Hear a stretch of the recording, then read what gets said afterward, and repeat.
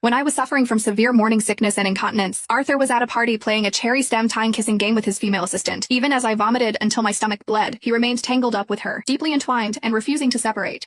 On my way home, I was in a car accident. Just as I was lifted onto a stretcher, Arthur coldly dragged me off. "You are tough. Stop wasting medical resources." With that, he carried his crying female assistant onto the stretcher instead.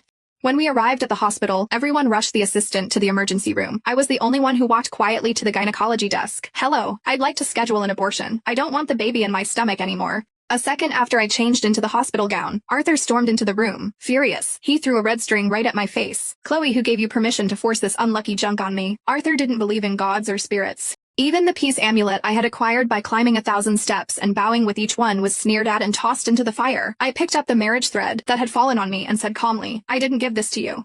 Hearing this, Arthur immediately snatched the red string back, hastily tying it around his wrist. I knew the red string was a gift from his assistant, Mia. It was a plea for a lifetime of monogamous love with Arthur. Thinking of this, I grabbed his hand.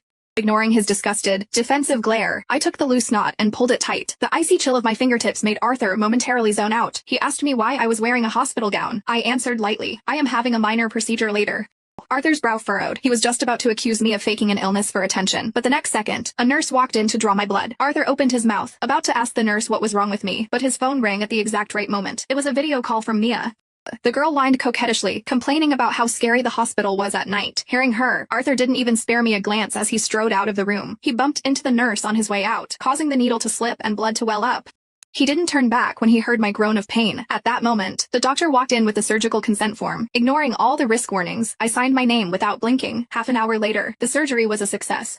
But soon as I got off the operating table, I received a text from Arthur. "Wait for me at the hospital entrance." It was snowing heavily outside. Dressed in thin clothes, I sat on a plastic chair and waited for 2 whole hours. He never showed up. 2 nurses walked past me, laughing and gossiping about what they saw in the ER. "I've been working here for years, and I've never seen a man dote on his wife like that, right?" He held her and coaxed her through the entire examination. She just had a red mark on her leg, and he immediately mobilized a helicopter to transfer her to a top-tier hospital. Hearing this, I opened our chat window and noticed Arthur had changed his profile picture. It was Nick Wheeled from Zootopia wearing sunglasses, a perfect matching pair with Mia's Judy Hopps.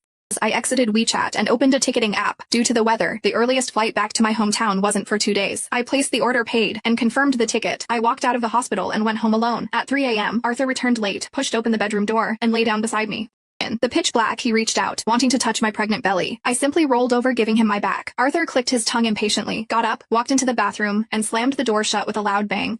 In our 9 years together, whenever he showed even the slightest hint of displeasure, I would be consumed with anxiety.